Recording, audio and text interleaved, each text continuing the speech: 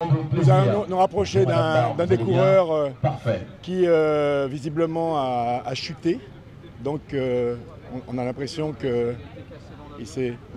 Voilà. Je m'immisce, j'écoute aux portes. Vous allez bien, nos collègues? Ça va? Ça va bien, toi? Bien. Alors, juste le temps de préciser que vous suivez le tour, parce que régulièrement, je demande à ceux qui sont sur la ligne un peu l'état de la course, et c'est grâce à vous qu'on écoute tout ça. Donc, un petit coucou à ceux qui nous regardent. Salut, bonjour, bonjour les collègues d'RDI.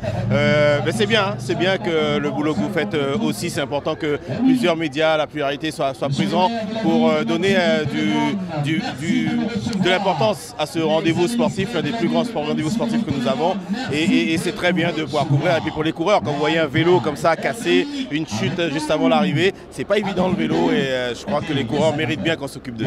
Bon, alors, je vois que les choses semblent reprendre des couleurs pour les locaux, pour les Guyanais. 2 victoires d'affilée. Voilà. Mais je vois également que le scénario, il peut être tout à fait ouvert. Hein. Il peut être ouvert, le maillot jaune a quand même travaillé aujourd'hui. Le contre-la-montre va quand même nous fixer véritablement peut-être le classement général. Parce qu'après les 130 km à peine de l'étape de demain, ça va être peut-être un peu difficile, notamment un peu juste sur les 7 tours de circuit dans Cayenne pour faire la différence. C'est le contre-la-montre de cet après-midi qui sera le juge de paix. Ça brûle les yeux, la transpiration.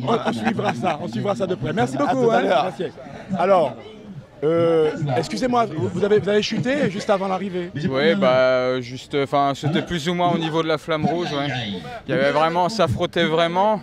C'était assez dangereux quand même. Et en fait, il y a une chute juste devant. Je pensais l'avoir évité puisque je freine, mais progressivement pour dire de ne pas rentrer dans le tas de devant. Mais en fait, derrière, c'est arrivé vraiment à fond derrière. Et puis ils se sont tous empilés sur moi. J'ai été projeté à l'avant. Je suis parti à plat ventre. Et voilà, le vélo est cassé. Il est HS là. Le vélo est cassé, le haut-bas arrière est cassé en deux, mon guidon est cassé en deux.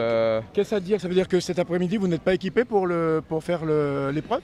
Cet après-midi, j'ai mon vélo de contre-la-montre. J'avais un vélo de rechange qui m'avait été prêté par Patrice de Neis-Condo parce qu'en fait, quand je suis arrivé à l'aéroport, quand j'ai ouvert le carton, enfin plutôt à l'hôtel, et je me suis aperçu que mon vélo a été cassé dans l'avion. Et donc depuis le départ, je roule avec un vélo qui est cassé, mais ça passait.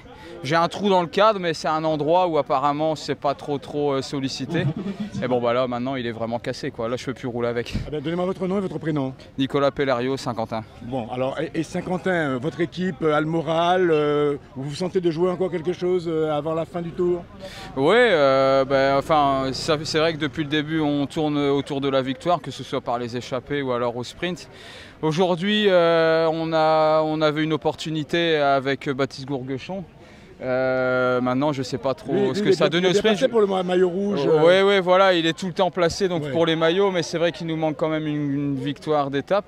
Et puis, on aurait aimé, c'était en mettre un dans une échappée qui va au bout, qui prend 2-3 minutes pour faire une remontée au général et être entre même 5 et 10, ça aurait été très bien, mais pour le moment, il n'y a pas encore eu de possibilité. Mais je pense que la course est à chaque fois cadenassée par l'équipe du maillot jaune qui est vraiment très, je dirais même encore très forte. Bon, alors je vous fais une prédiction. On va vous passer un vélo. Et à Cayenne, vous serez le vainqueur et ça va conjurer l'effet chat noir. Est-ce que ça vous va? Je veux bien signer. Voilà. Moi, si vous me donnez un papier et un crayon, je signe tout de suite. D'accord, on se voit à l'arrivée, puis bon courage. Très bien, vous avez trouvé une solution. D'accord, merci beaucoup. Lui, c'est notre spécialiste sur RDI. C'est Steve Stanislas qui nous rejoint. Steve, nous étions en train de parler de mes aventures et bien évidemment, ça arrive dans la course. Son vélo cassé à l'arrivée, son vélo cassé encore aujourd'hui, complètement HS. Ce sont des déconvenus qui arrivent et on ne les voit pas venir. Non, on ne les voit pas venir et on ne peut pas dire que ces coureurs n'honorent pas en tout cas le Tour de Guyane parce qu'on les a vus à 20 km de l'arrivée mettre à nouveau un gros coup de vis. Nicolas Pellerio, je l'ai vu en tête.